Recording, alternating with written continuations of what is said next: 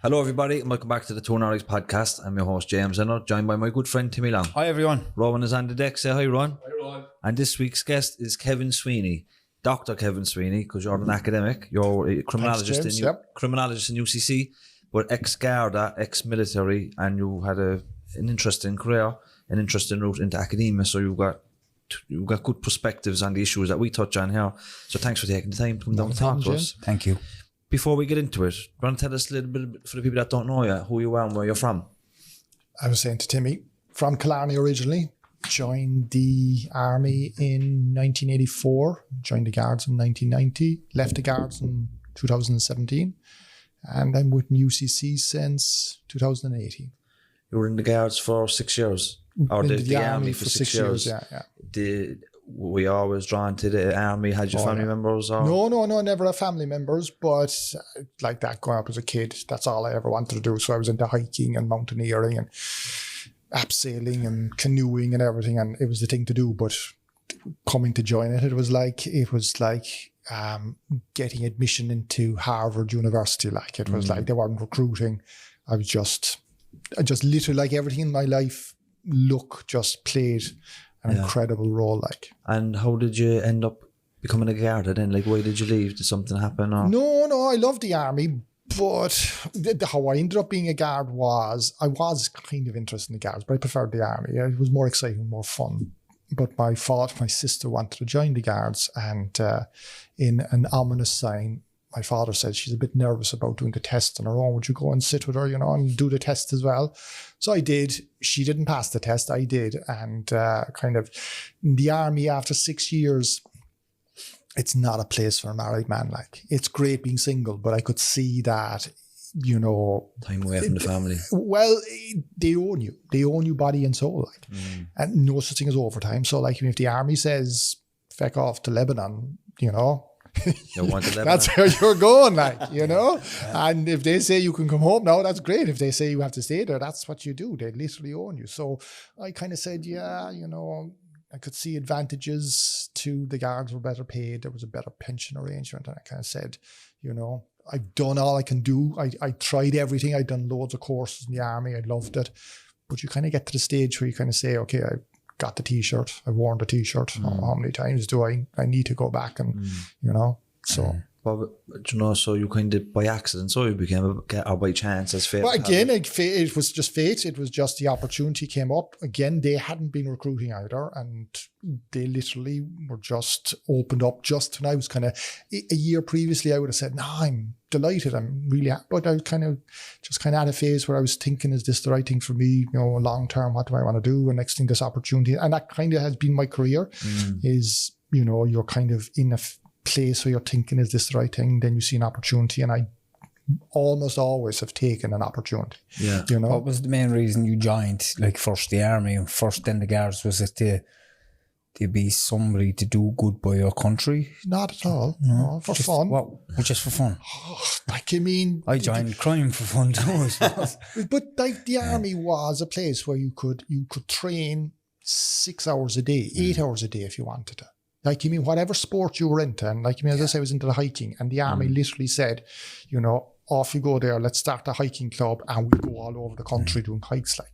So you could train, and like, it was just adventure, it was whatever, the maddest idea you could come up with, there was someone in the army saying, yeah, let's do that. Did you ever consider going further in your army career in terms of a ranger or something like that? I tried the Rangers, a couple of times. First time I blew out my Achilles tendon about 2 days from the finish. Second time I said, I'll go again, and I blew out my knee about a week from the finish. And then I said, okay, go the third time. And next the Guards came up and I says, I've done enough of the Rangers now. Time to move on, Yeah. But yeah, again, I loved that. And I would have, that's where I would have ended up like. That's why I asked you, because that's what I see in front of me. I see a physically fit man who potentially could have been an army ranger if he stayed there. Well, the Rangers were even the higher level of fun, like, and it was, on the courses they'd say, we're going abseiling, we're going doing this, and I love that kind of stuff. Don't worry about the gear. This, we'll get more gear, we'll do that. That's the kind of stuff. Absolutely, army is brilliant. But even there were guys in the rangering, and I knew one guy from Killarney, and thing about when you do it, and it's the same with academia. is you have a goal in front of you, you achieve it.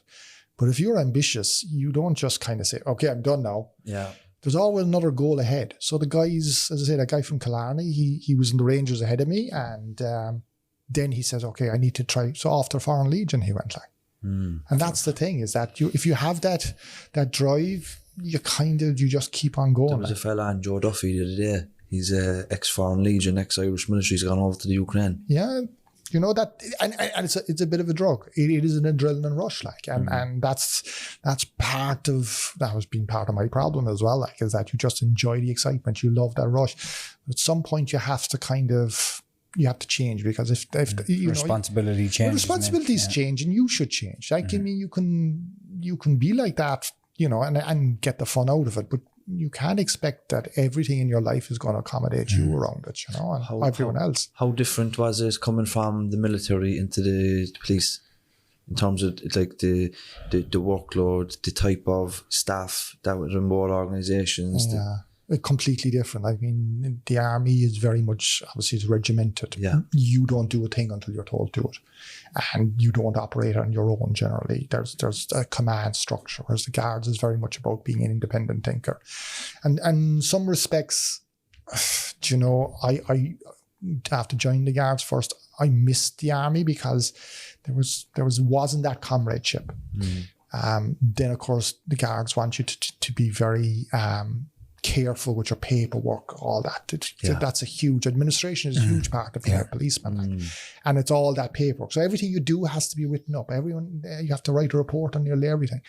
So they were big changes for me. But then of course, on the other hand, when we were talking earlier, there's a kind of expectation then that you look after fellas in the Guards, but that comes later. It's not from training.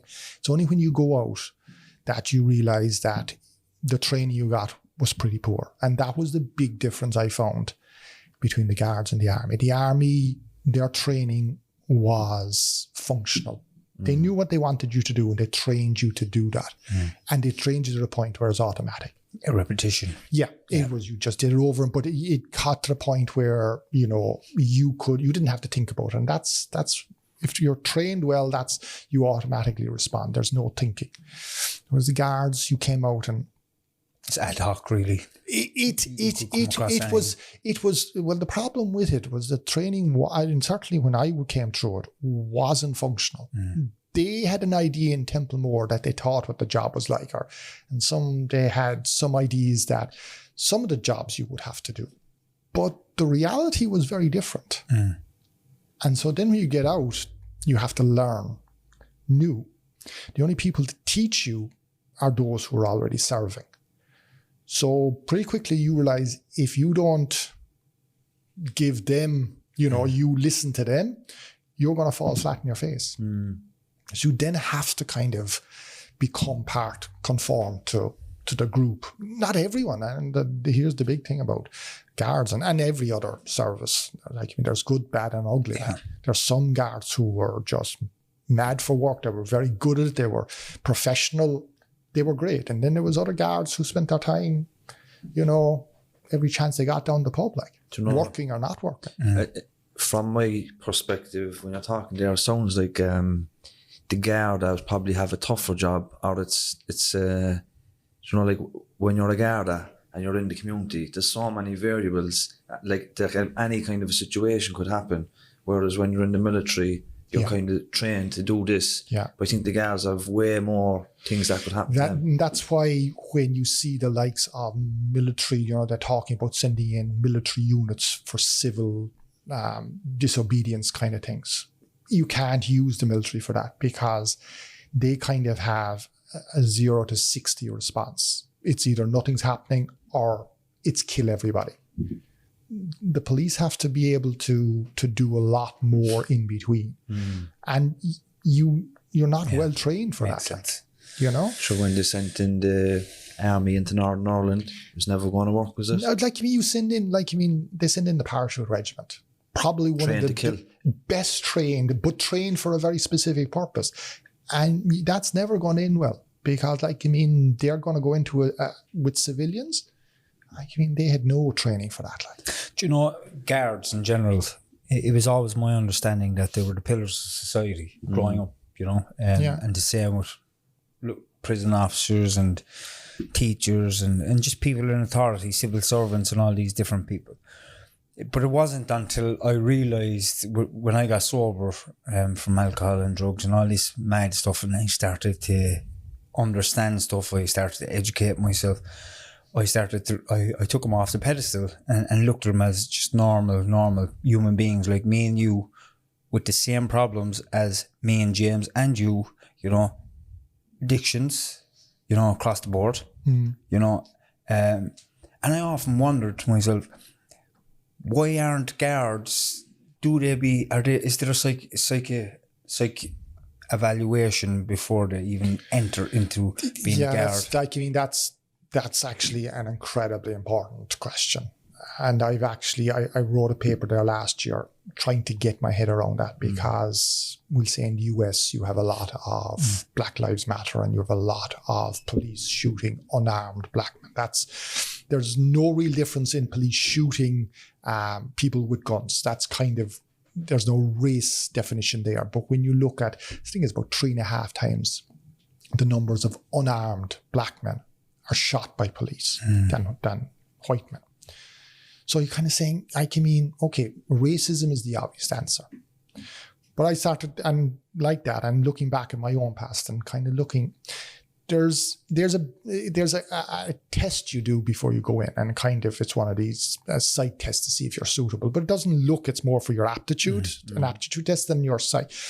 And without a shadow of a doubt, there's a couple of fellas that I serve with, I kind of wonder, okay, we'll stay well away from them. Yeah. But by and large, that wasn't the problem. But where the problem lies is that over the course of your service, is you're encountering trauma and you're encountering stress. And stress comes from the traumatic incidents you deal with yourself. You deal with, bodies that haven't been discovered. Like, I remember the first body I found, the guy had been in his apartment, flat, for about 4 months of the summer. No one knew where he was. Broke in. So the guy literally had melted onto his mattress.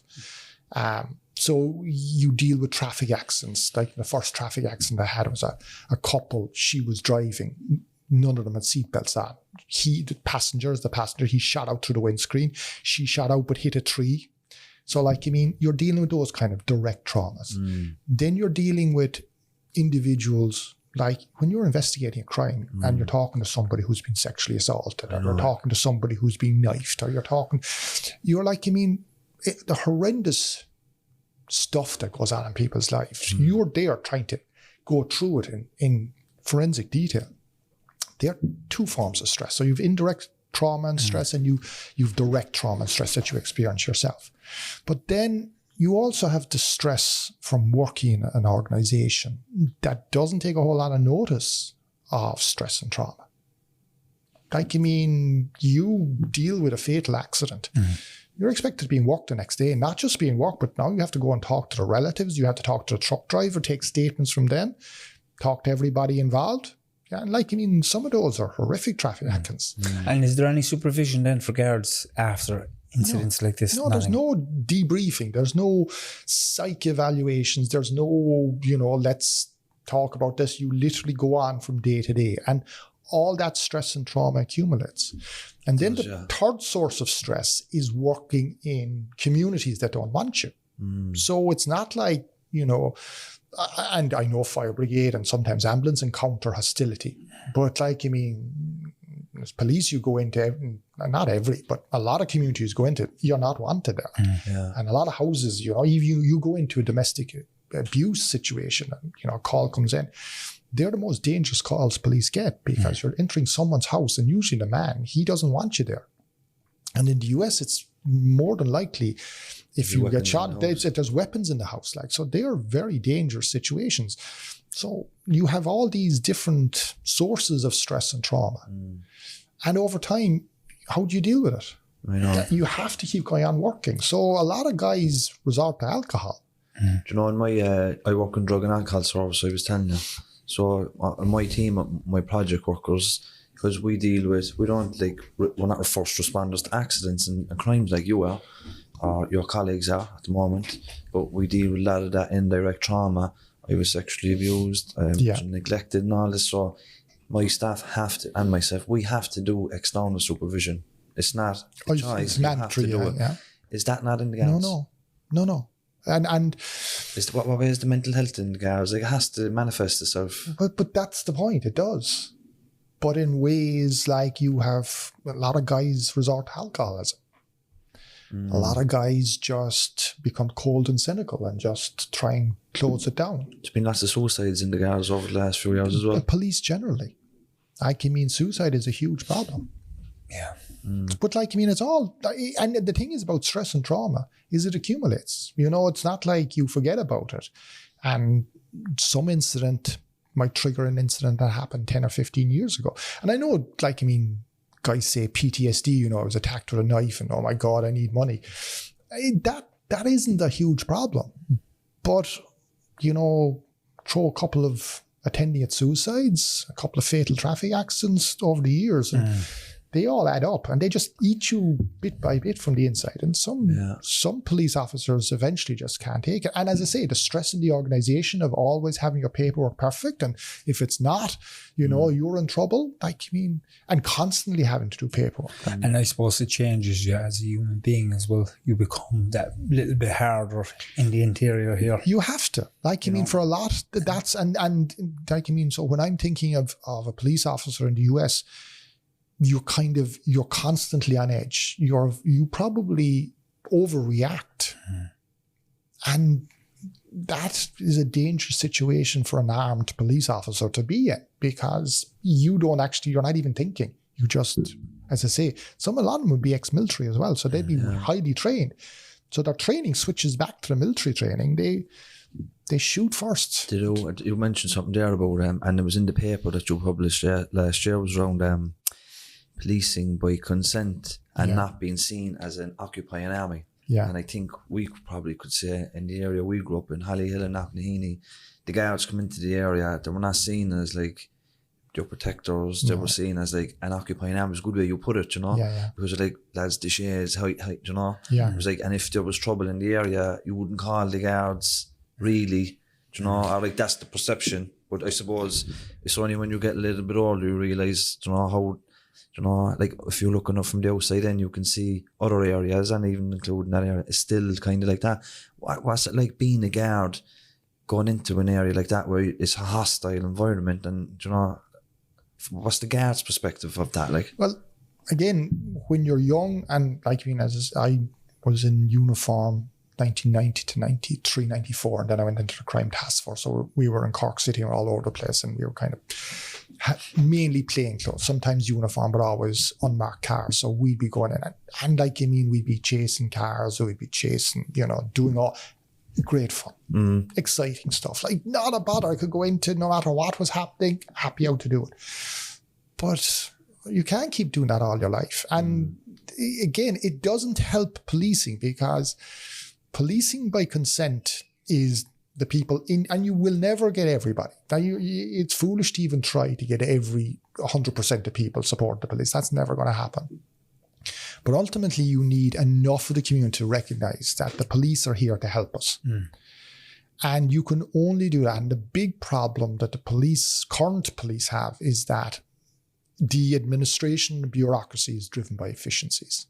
Like every business, and it was only for private businesses 20, 25 years ago, but now all this concept, this model of efficiency, and everyone has to have a return to work. All that has seeped into the public service. Value for money. Do more with less. And now it's in the police as well.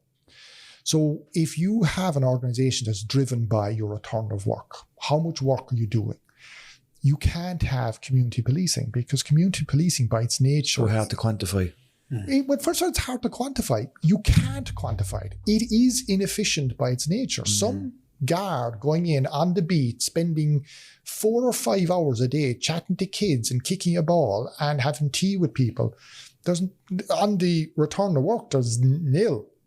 But we all know that it's probably much more beneficial than a guard stopping somebody outside the road for speeding. Do what's going through my head at the moment is sometimes you get a lot of shit when you go into certain areas, you know, from young kids. A lot of these kids are conditioned by older kids. Yeah.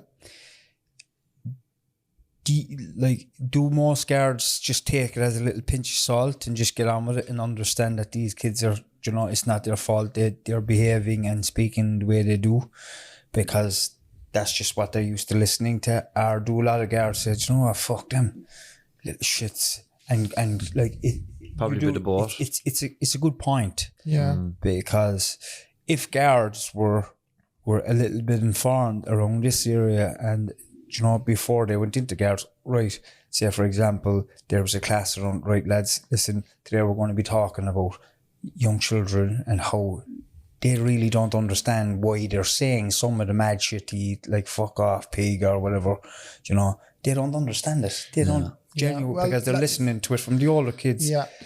You know, but people are like that. And I mean, in fairness, the guards would teach you that, like that individuals on their own. So like, the very gangs, when they're in a gang, they give you abuse. When you meet them on their own, one by one, there's no problem with them. It's like that. It's always the way. It's always the way. And that was one of the great advantages of policing in Dublin, was that you prosecuted your own cases. So it meant if I arrested somebody, I remember one that I arrested, and big hullabaloo in Fairview Park and battens and the whole lot, but dragged them off, kept them in custody into the court the next day, and I had the charge sheets read to him, and his solicitor came over and said, will you do something for him? So I said, bring him over, we'll talk. So I said, you know, oh look, I'm sorry, Vala. I said, look, give you a chance. You know, we'll knock that down, we'll take that charge, we won't make, you could stand up in the box and you could go to town the fella, or you can just kind of say, look, yeah, it was just drunken thing. And every time I met him afterwards, he was grateful, like, and that's how you. There's common sense, Garda. But it is empathy as well, and it's a little bit of compassion at the same time for somebody when you see them in their natural state. You're playing the long game as well, like. You are playing the long game, and that's important to know, like. But that's what policing should be about. So when you, it's a tough job. When you talk about the Dublin model there, as opposed to like being arresting somebody and then Inspector Cadigan doing the prosecuting. Well, you see, first of all, it wouldn't happen because they when I came to Cork, they were very slow to charge somebody, so they were into the summonses. So it meant that I arrest you, you're released from custody. About 6 months later, you get a summons. You don't remember who the guard was. You have no idea. And then you go into court and you meet an inspector, you don't know who the guard is either. So it means nothing to you. You don't even remember the charge. Absolutely. So that ability to interact with the person straight up that arrested you the night before and say, look, geez, I'm like the maggot, can you do something for me? And that's how you build that. Really. Is there not a standard operation procedure across the country? No, that's everything is kind of ad hoc. Oh, really? So in Dublin, you're brought to court next month? That was back then. Now they've changed things and they've tried to introduce a standard model where they have a sergeant. And again, look, it's the guards are always trying to make efficiencies. And look, One of the things about being the suspect on the other side of that is, especially in the district court, well, always in the district court for me anyway, was that case now, like, especially when you're young, there's a public order or a fray or something like that, you get arrested, you can't remember nothing the next morning, you get the summons, you go to court, the inspector is there, the judge, you're standing there, you might have a case or you might not. Even if you did have a case, what happened with you? You're standing in the courthouse, the inspector's reading out what happened. What are you going to say? It didn't.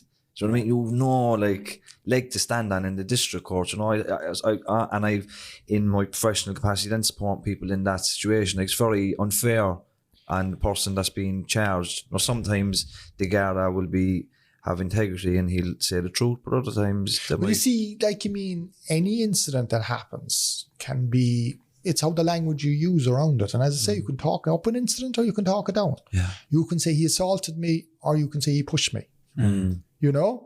and by just those kind of the way you say it, like, you know, like he was drunk out of his head. He was trying to punch me, Judge. You know, he assaulted me, or, you know, Judge, he had a bit of drink taken. And have you came across lads in custody that, for their own good and for the sake of their life, that they went to prison, even though, you know, say for example, an addict now that's completely destroyed from heroin or crack cocaine or alcohol, and just to give him a bit of a break from the environment that, you know, sometimes you actually, you understand what I'm saying. You actually say prison is probably the best place for this guy at the moment that he's going to die. Yeah. You know, I think that's something that has saved James's life on a few occasions, and my life, you know, and a lot of my family members' lives as well. Prison at that time saved their lives, because if I'll tell you a story, and it was about a family member of mine, and I remember at the time he was completely destroyed from heroin, completely. We were waiting for a phone call or a knock at the door. And we were in despair. We didn't know what to do, but there was a bench warrant out for him. And I went looking for him on the streets, and I caught him, and I brought him down to the guards, because I knew if he went in on the warrant that he was out on, his life could be spared for another bit of time, you know. But at the time where we come from, that would be classified as in fucking something taboo, like, you know, an informer or a rat. But I basically seen no other option for my brother at the time. He was so bad. Yeah. So I grabbed him and I brought him down. It done no good, because he got out the next morning when he was brought to court. You did what you were on that night? Because I knew if I didn't do something like that, I'd be spending the rest of my life wondering if I regretting that you didn't. Exactly. And some family members go to that extent to save a family member. I'd say you probably come across that, like, down through your career, like, you're knocking on people's doors and they're as heartbroken as anybody else at the carry on of their son or daughter. What's it like to knock at somebody's door, a parent, and tell them that their son has been murdered or died of an overdose or a suicide? To be honest with you, I was spared a lot of that. Occasionally I'd had to go with a traffic accident, someone was dead, or, like, I mean, you'd start off with, you know, I've bad news, like, and then you're supposed to break it to them gently, as opposed to just knocking at the door and just saying, you know, your son is dead or whatever. So you kind of start out with being a bad traffic accident. He's been taken to hospital. It doesn't look good, you know, and that kind of stuff. But without a shadow of a doubt, like, I mean, there's nothing worse than going into somebody's house and saying, look, so-and-so is murdered. And I know, actually, I investigated a traffic accident, and I mean, it was a suicide. There's no doubt about it. It was a suicide, like, but I was happy to write it off as a traffic accident, like, because, you know, who the hell wants to live with knowing that their father or whatever, you know, so. All the questions that come with the suicide. And the guilt. Because that's the huge thing. And friends of mine, guards who did kill themselves, you're kind of going, oh, fuck. Should I have, like, you know, the way you say, I'll phone that fella now next week or that, and then months go by and suddenly you hear he's dead, and you're kind of going, after hanging himself for a while, and you're kind of going, fuck. Is there any more I could have done? What could, like, you mean, you knew you were going to phone him, and, like, you mean, if you had gone through with that and met him for a coffee, you could have been the difference between, because for people who do suicide, it's often, I mean, obviously they think about it a lot and so on, but it's like everything in life. It's a last minute decision when it comes down to it, you know, and you often wonder, guys, just as they hang at the end of the rope, they're kind of saying, this wasn't a smart idea, you know, but at the time they're in so much pain absolutely, that they can't see any way out of what they're going through. It seems like the only option. But you carry the guilt in afterwards, and as I say, that would be people I know. Never mind if you were unfortunate enough that it was a you know, a loved one that did it, you know. Do you know, in the height of the Black Lives movement a couple of years ago now, probably is the stage, there was a video on Twitter, and it was two separate videos next to each other, but one of them was in the UK, one of them was in America. So there was an irate black guy in America. He had mental health issues. He got shot a lot of times, right? There was the same type of an incident. The man had a machete in England, and it was about but the guards ended up taunting him down, restraining him, no force used or nothing. It was like, you know, when you have a weapon and you don't have a weapon, when you have a weapon, that's your go-to. Is it? Or is it like if you're met with a situation and you're trained to have a weapon, do you automatically you disregard the de-escalation techniques and you go straight for the weapon? Whereas if you have the weapon, it depends on how you're trained. I mean, that's and again, goes back to the army training. It does, yeah, and it, like, I mean, there's a lot of factors in there, and there's no one incident the same as any other, because mental health is a huge problem. Like, I mean, and when I say a huge problem for policing, it's probably, if you could solve mental health issues, policing would be much easier and better for everyone, like for the whole of society. But when you're dealing with somebody with mental health, you now do not, first of all, you don't know if he's a mental, but you kind of, with some situations, they're so extreme, you know, but you don't know how far gone that person is. You don't know how that psychotic break they're having. And as well as that, the amazing thing about people with mental health is they're incredibly strong. They're 5 or 6 times a normal person's strength. It's unbelievable. So if somebody like that has a weapon like a knife and you can't talk him down, now pointing a gun at somebody like that is only going to provoke them anyway. So the best thing to do is try and talk them down. And if you can talk them down and they listen to you, it's going to work. But if it doesn't and they come for you, then, and you have a gun, I can guarantee you, if you don't pull it and use it, that machete's going down. Is that what happened to the black guy in Dublin? I don't honestly know, because I do know that they I know. And like, I mean, they tried to use this taser. And again, the problem with non-lethal weapons is that they work, we'll say the pepper spray works 80% of the time. The taser works 95% of the time. You can't use pepper spray in an enclosed space.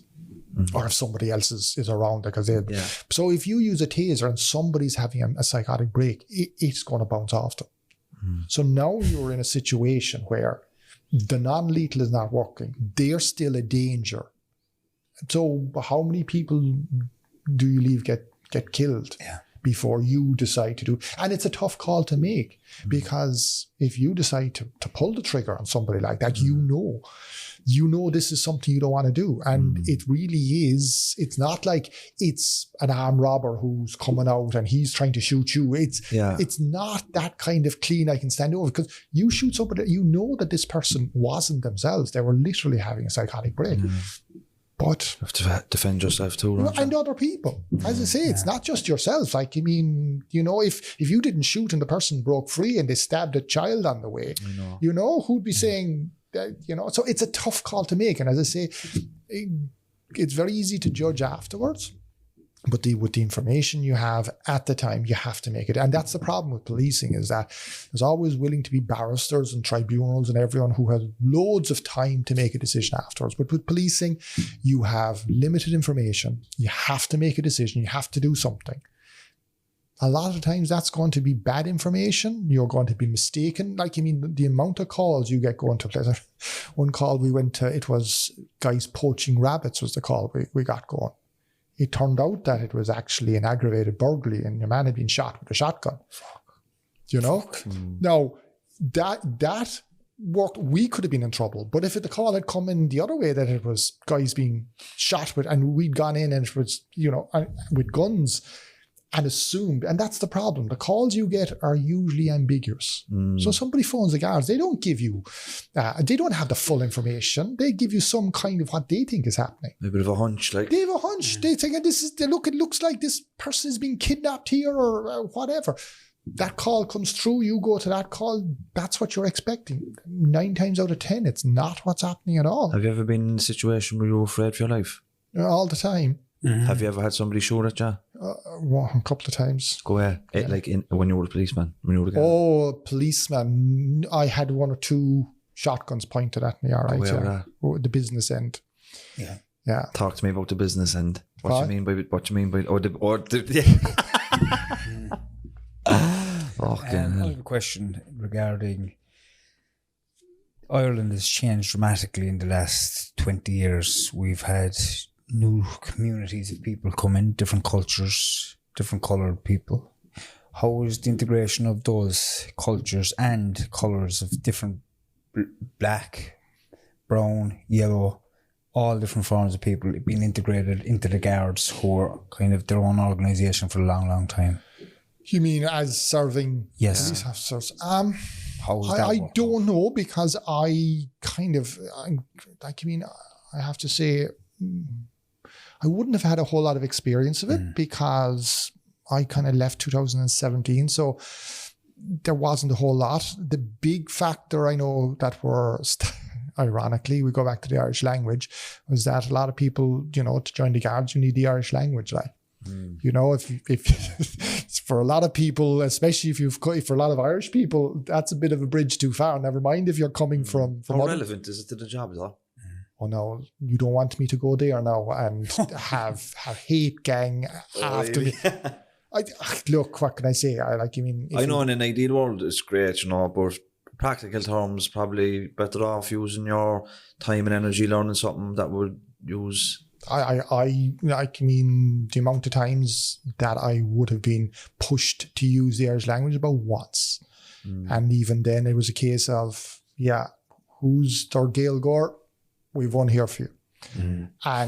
But to be honest with you, then if you want to learn a language, Polish might be the language to learn. Totally. You know? So, do we learn languages? But we're not learning Irish because it's, or we're not being required to use it because it's practical. There's a history behind that. And that's a political and cultural thing as well. So, you know, the problem is there's only finite time for training, and you either look at things that are totally functional and are going to be of tremendous value to the officers going out, or you fill their time with stuff that's nice to have, but you know, what are you sacrificing by doing that, you know? You mentioned the history there.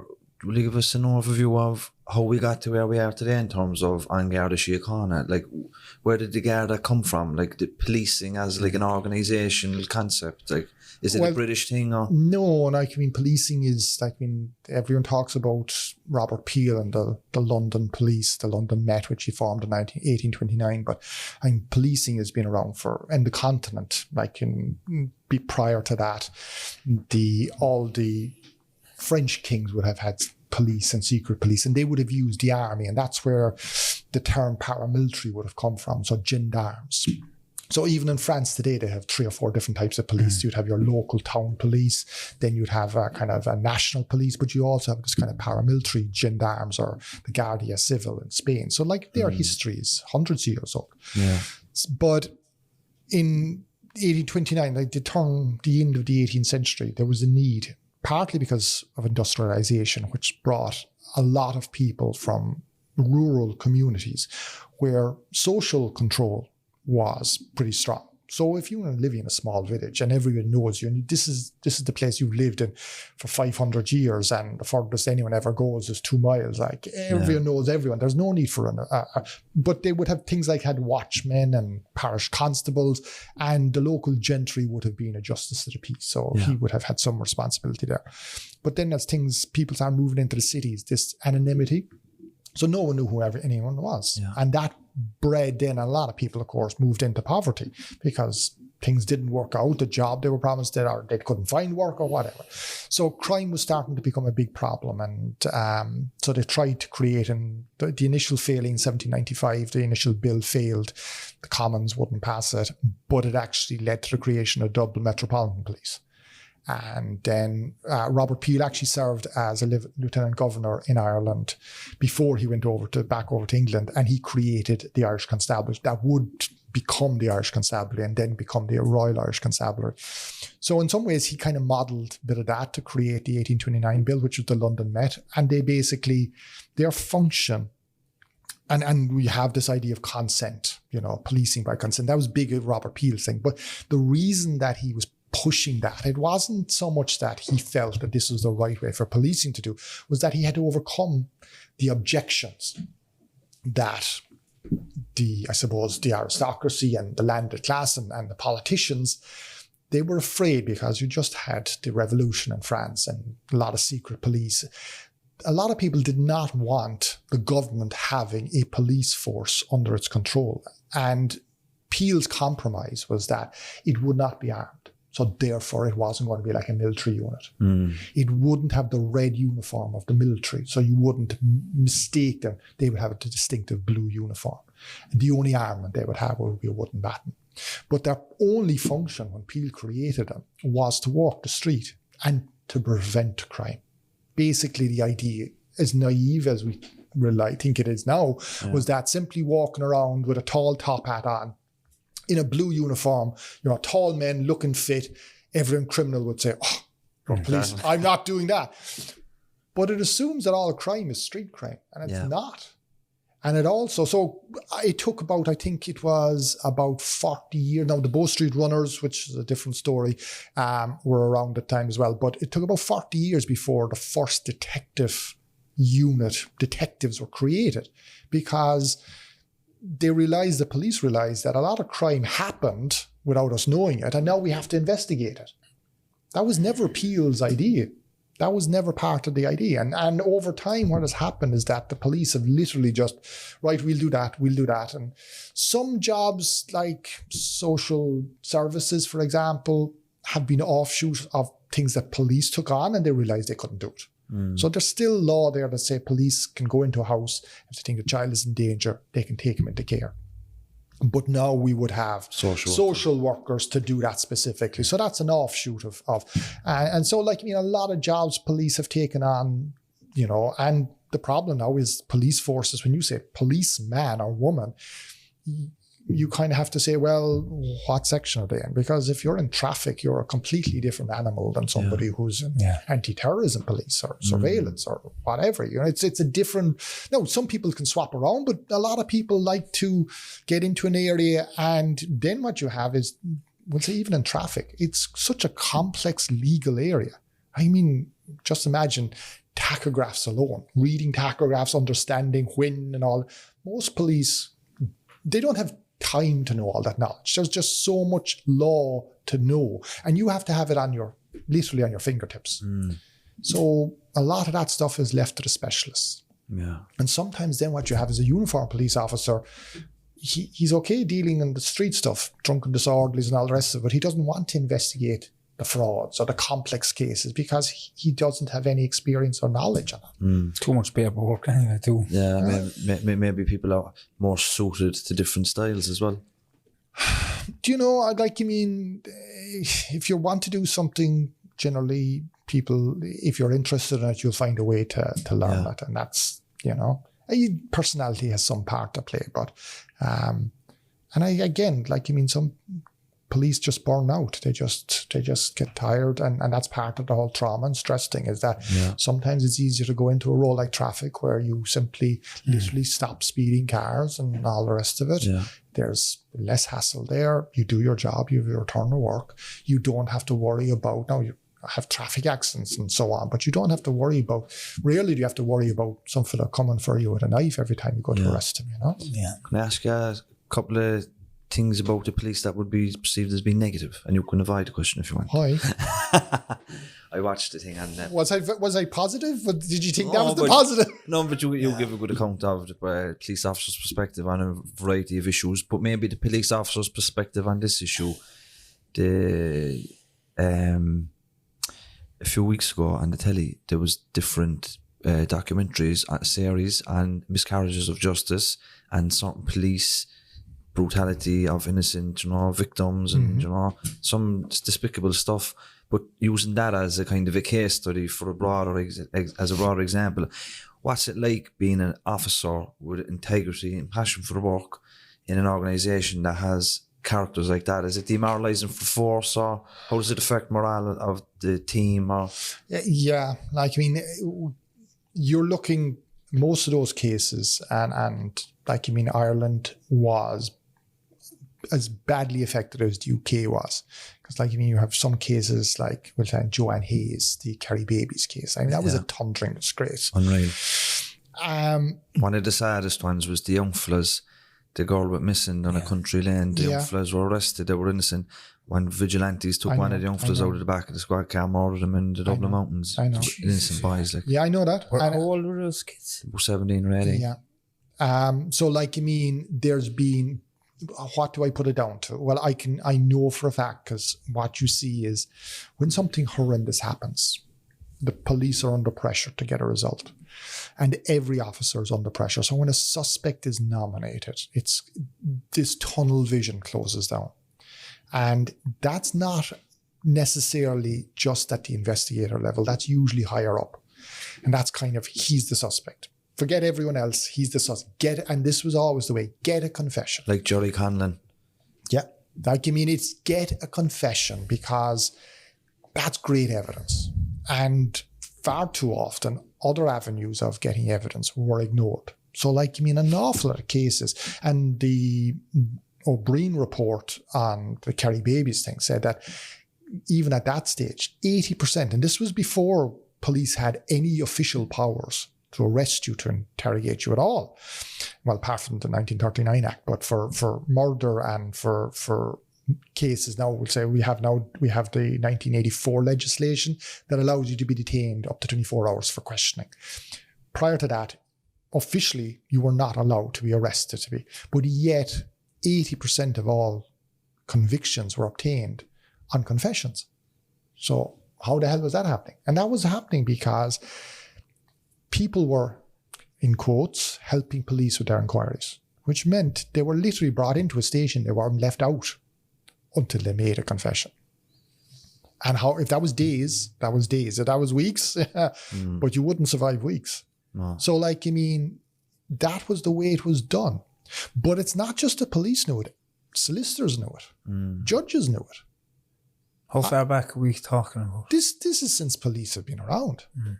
I mean, even what's his name? There's a great story in Charles Dickens about the Bow Street Runners, about them beating their head against the wall. You know, there's a wrong suspect, and they just continue to, rather than try to find out the facts, they just keep beating their head off that wall because but that's confirmation bias. That's human nature, and police are badly affected by it. But now, I won't say but since as if it's all changed. Like, I mean, that bias is still present. But what has happened now is that when you're arrested and you're brought in for interview, it's such a regulated process. You have cameras everywhere. It's all audio recorded. You have to have access to your solicitor and so on. So there is none of that, certainly not at the level of that abuse going on anymore. Yeah.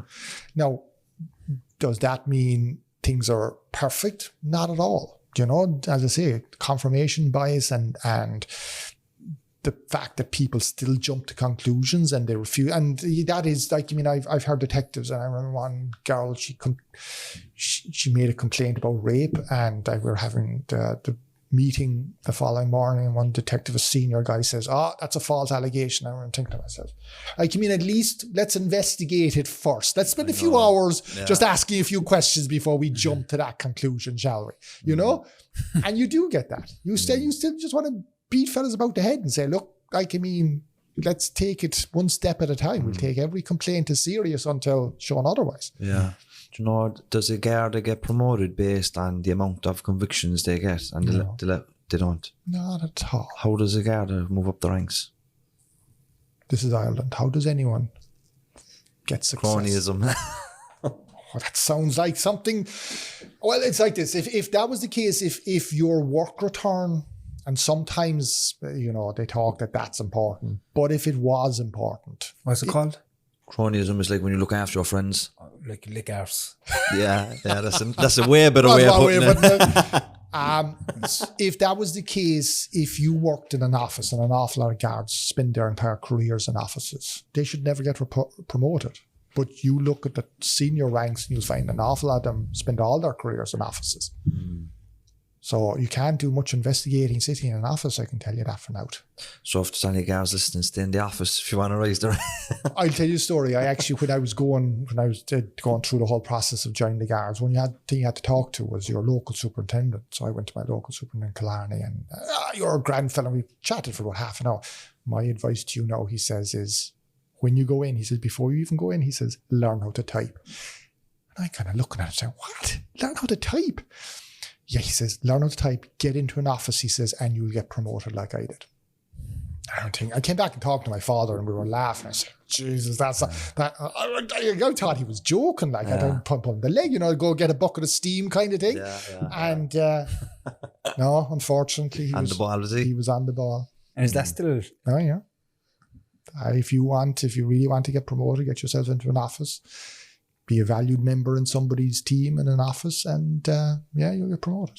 Where do you stand around the Garda vetting process, Kevin? Around maybe, say for instance, myself and James now. Like James anyway more than me. Yeah. You know, we live a different life to the life we lived previously, and the Garda vetting can follow you forever. Absolutely, yeah. No matter how far away from crime you are or anything else. But one of the big things for us on this journey is the behaviours, because when you stop using alcohol and drugs, the behaviours are the big thing that need to be changed. Yeah. But when you do all that and you get an education, and there's so many people now that we're speaking here for, get the education, it's the final hurdle is the vetting process for jobs and stuff, and the fear of being rejected and told no again. Where do you stand around that? What's your opinion? The vetting is my understanding is you're vetted, and as opposed to getting a recommendation, you're vetted when you're dealing with children or vulnerable people. Yeah. So the way the vetting should work is like, I mean, who cares what you were like, 25 years ago? Like, I mean, if you were not a danger, if there was no crimes related to being a danger to children, I mean, and for the last 20 years, you have a totally clean record. Why should that stop you now moving into, that's the way I'd look at it. But I presume that is the way they do look at it, because it seems a very naive kind of belief that you've nothing to offer unless you have lived a clean life all your life, because that's not true. People change, and the fact that people change, they may have actually more to offer. Yeah. I think in some occasions, like for instance, now if it's a sexual assault or children or something, that should as I say, if it's something like that in your background, that's relevant. But like, shouldn't there be some form of time period for people without that, and they've gotten into shit when they were young or whatever, and now they're going forward, and like, it's 10 years since they committed a crime. Shouldn't there be some kind of quash? Just just put aside, and maybe we often spoke about, myself and James and other people, maybe some board where you say like, right, this man has done like, I mean, that's a good point. Like, I mean, it really could be done on a kind of official basis. Is that basically, you have parole boards, you have, that basically, if there should be some kind of mechanism where somebody who has qualifications, like, I mean, you've spent your time getting qualifications to do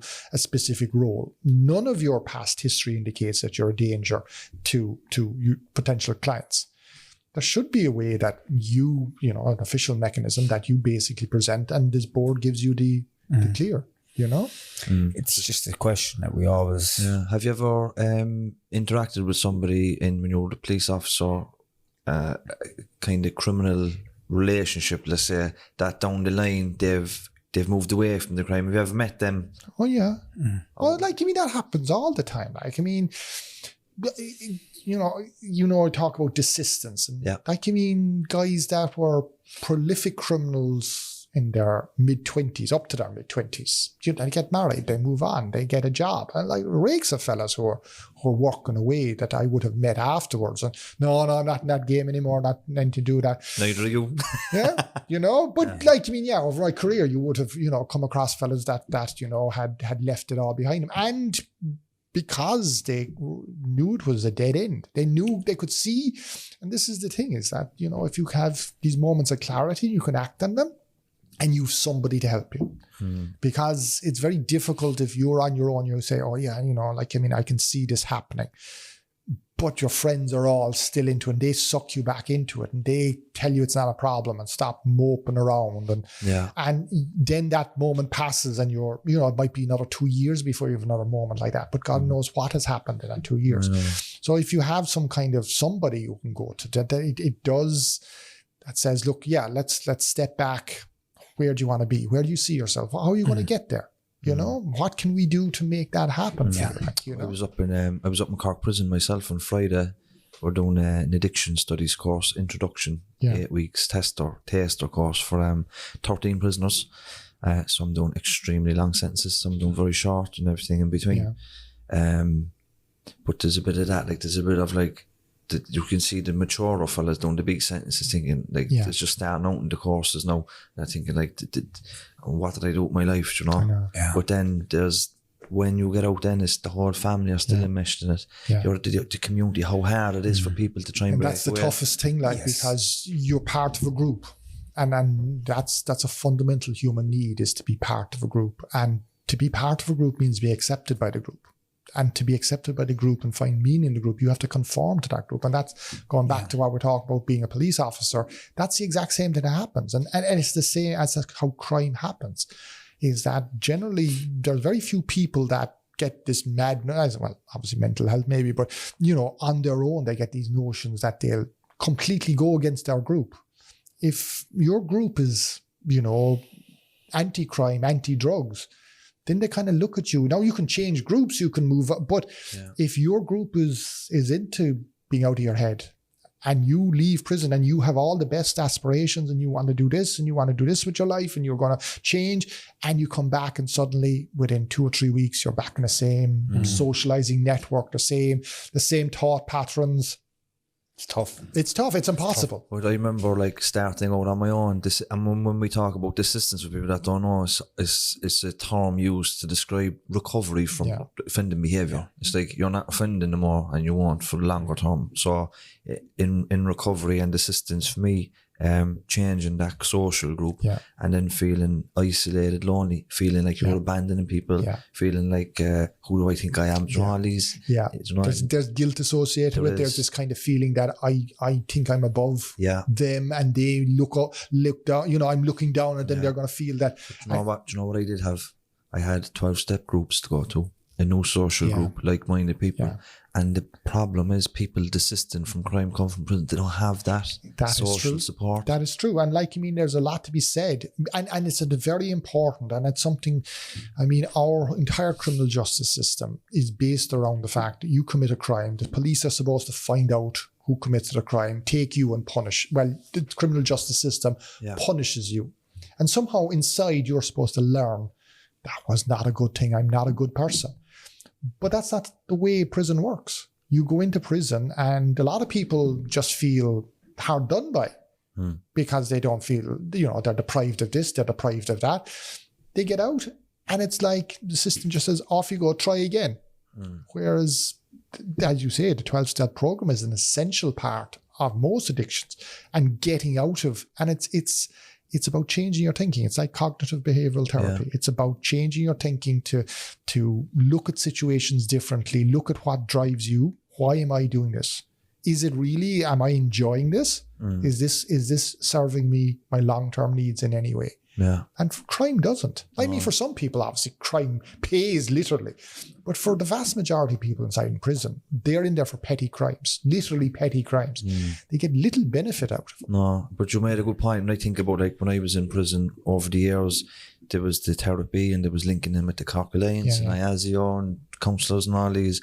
But I think what I was missing when I got up was that social group, because it was always back into the same area, the same people. And very hard to, I think, maybe we need something like, I don't know, a recovery room for people that's coming out of prison. I think it's a great idea. I don't know, desistance rooms, or I don't know, desistance anonymous or something. Or even people that are truly serious about it.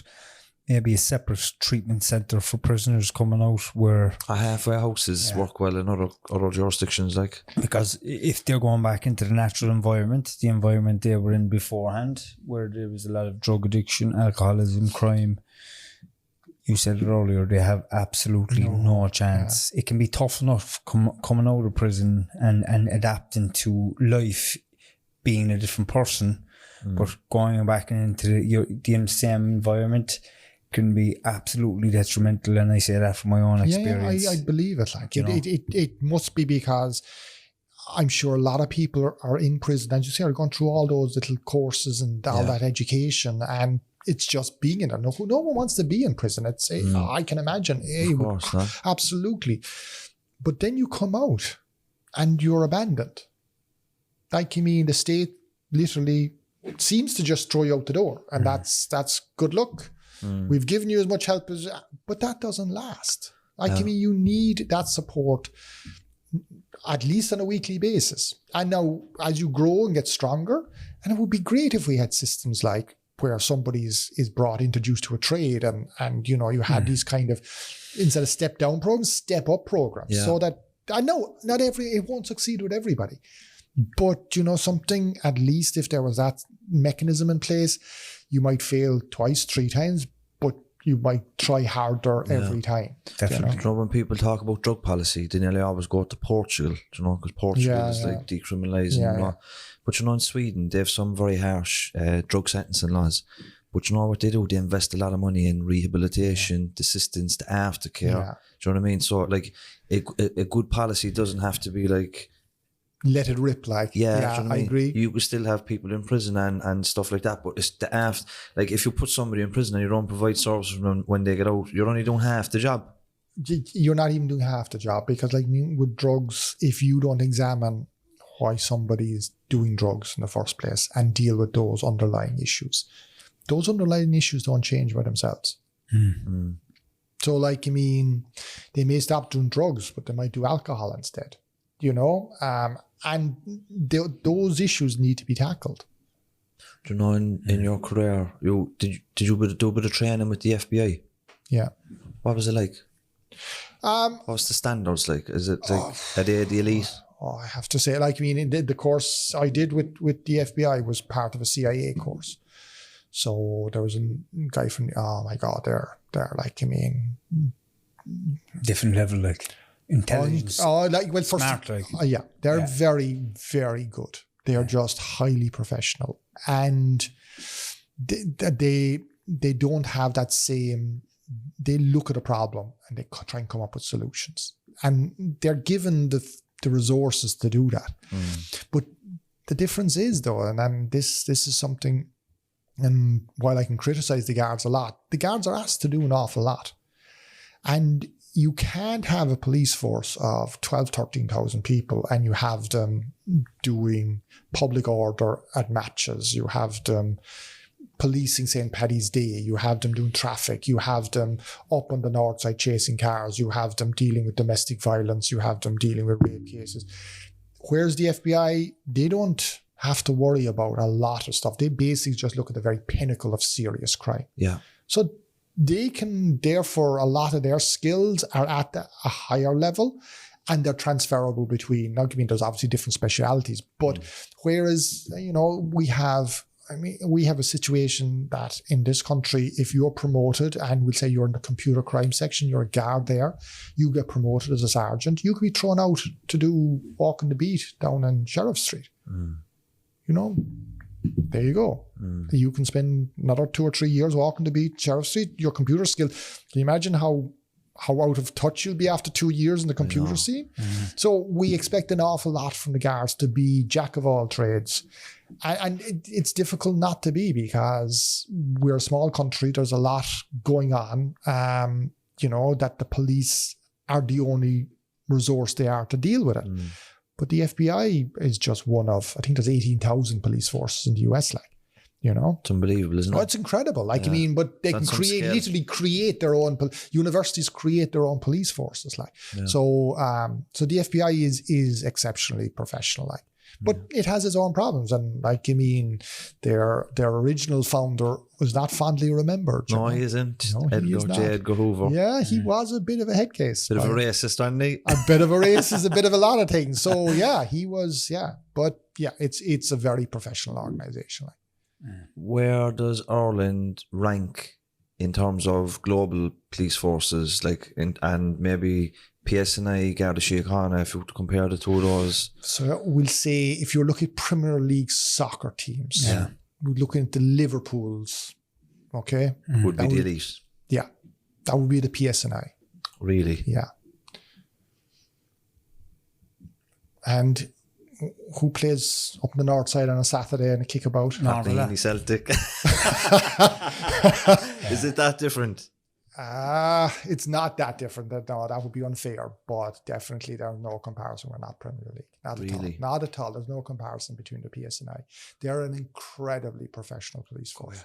No, they have their problems. They still do. But I have to say, anytime I've interacted with them through training, is seriously impressed at the way they train and what they train for. Whereas the guards, we're not at the races. This is why Drew Harris is in the role he's in. There's lots of reasons Drew Harris is in the role he's in. I don't think it's necessarily training. I think part of his impartiality, and he's not one of the network. Yeah. So I think his role is partly to knock a lot of the cronyism, nepotism out of the job, possibly bring it on training wise as well, because certainly they need to. And I know, training Templemore has improved a lot because the lads in my old supervisor was involved in new training, definitely has moved on a lot, but still, it's not just the initial training, but you need training right through. So, the big problem is even first aid training is very poorly delivered in the guards, So that kind of stuff needs. Speaking of training, when I was up in the prison again the other day, so I says to the lads, have you noticed any difference in the prison officers over the last couple of years? So there's been big recruitment went on the IPS over the last 4 or 5 years, and myself and Sheila Conley from the Cork Alliance were involved in the training. So there's a different group of recruits every month for the last 5 years. And me and Sheila have went up and given them lecture for the day. It's basically, and by the time they get into the job, they have an understanding of who the criminals are, the context they've come from, maybe the families they've grew up in, the culture in the area. So by the time they're on the landing, the officer knows they have a more critical eye on who this person is. Maybe this person taken out of that context can be actually a good person, stand-up person. So no, that's a small part. They do 12 weeks in-house training, right? So we have a small part in it. And the prisoner says that the new batch of prison officers are a lot nicer. They're a lot more open, they're a lot more talkative, they're a lot more easier to get on with. And I often wonder, would the Garda go down that route of, expanding the training? I know they did a human rights module there recently enough. There is a small bit of input too as well, and that, but is there a bit of getting the Garda to do a bit of a criminology or a bit of a sociology or a bit of... But they do. They do. That was part of our training back. I presume they still do. I know that we did a sociology module, but sociology is a very broad subject. And what really has changed over the last 15 years in understanding of ACEs, adverse childhood events, and how they can seriously impact childhood development, which then lead to problems with learning outcomes, behavioral outcomes, and then obviously into bad behavior as well. As kids, they overreact to stress, so again, it's back down to stress. So that's a huge development in terms of understanding, and that's neuroscience. Is that filtering down through training? Not yet, but that's time. All these things do take time because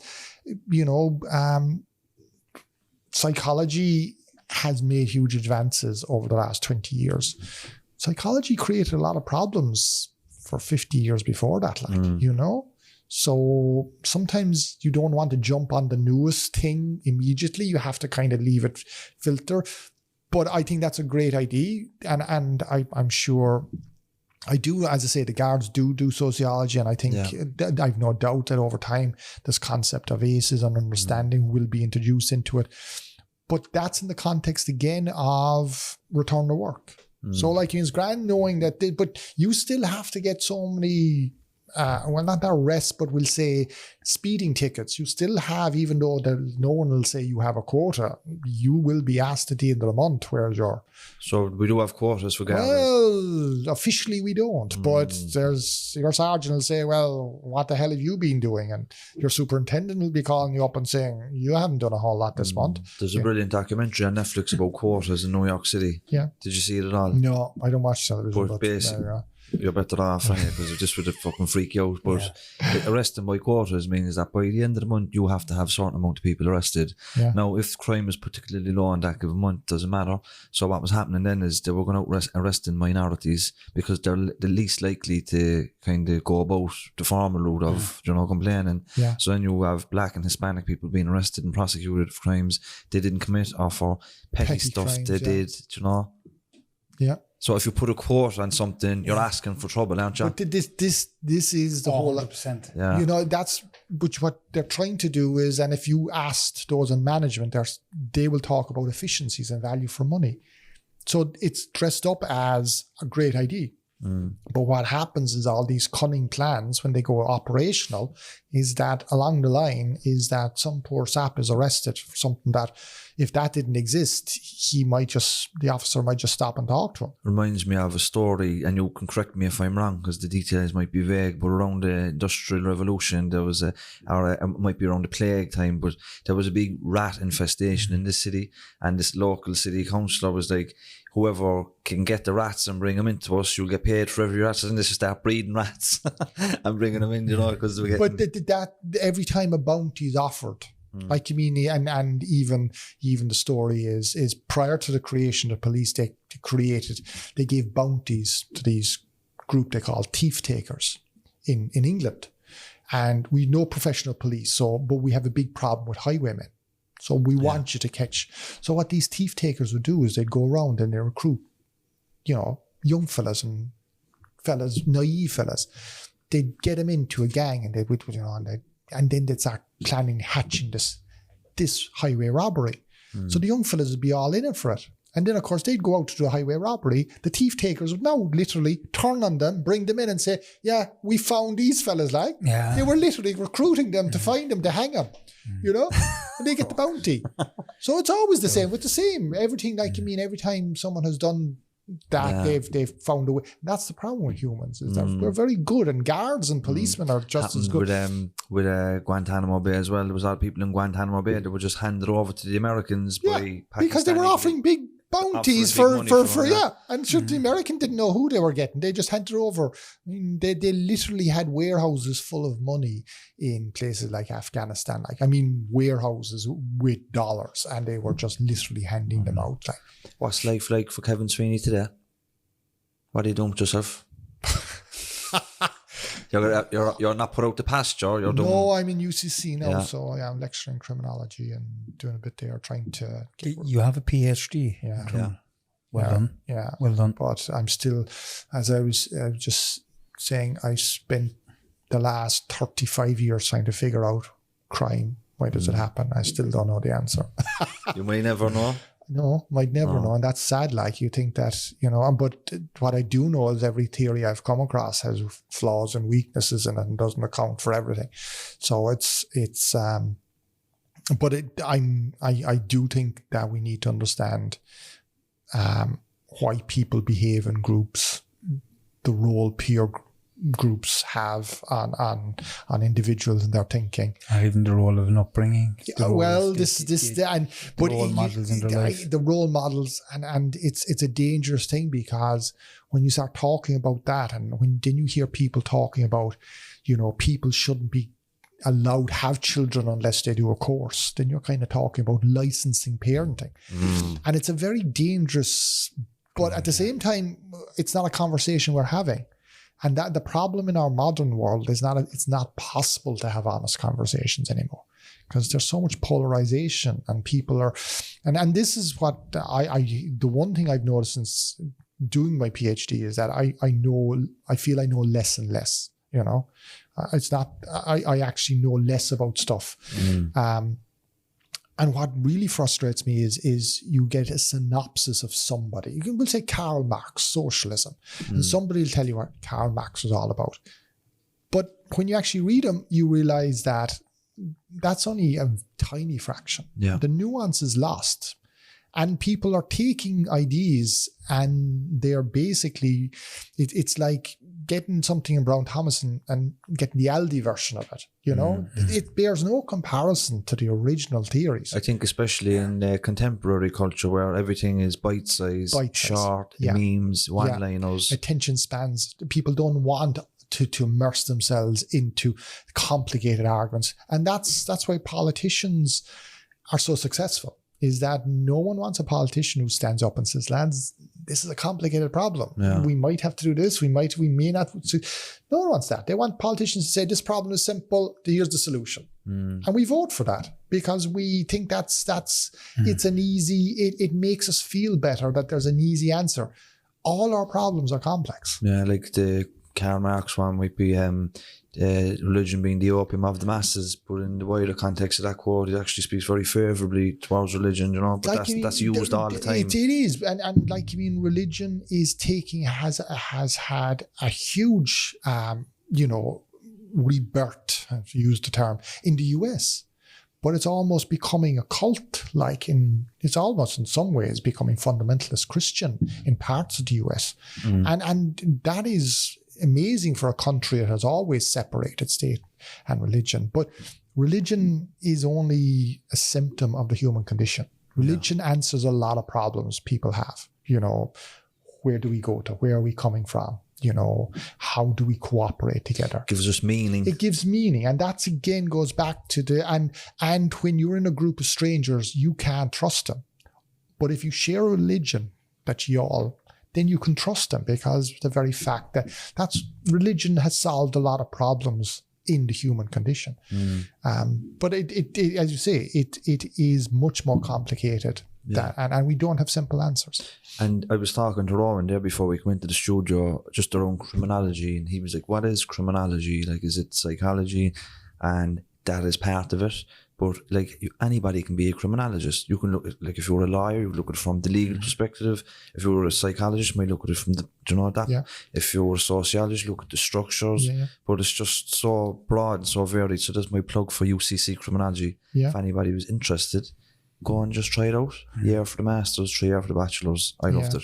Yeah. Fair play. Yeah. And I have to say, because I did my master's in 2011, and it was just, of course, the fact that it was so diverse. Yeah. And you basically could take whatever approach, you could focus, as you say, either on the legal or the psychological or sociological. And I did. And I went through the legal first because that was most familiar. Then I read everything I could in psychology. And then I found myself back in sociology. And I said, damn. I didn't want to be in sociology. But I kind of realized sociology is where it's at. That's my favorite, yeah. Yeah, because if you don't understand why people, want to be in groups and what the power that has over people and how they feel about being in groups, you'll never understand crime. Yeah. Thanks for taking it. Not at all, guys. Thank you so much. Welcome. Pleasure talking, John. Yeah, it was a very interesting conversation. Yeah. See everybody next week. Slán lad. Thank you. Bye-bye. Over an hour, was it?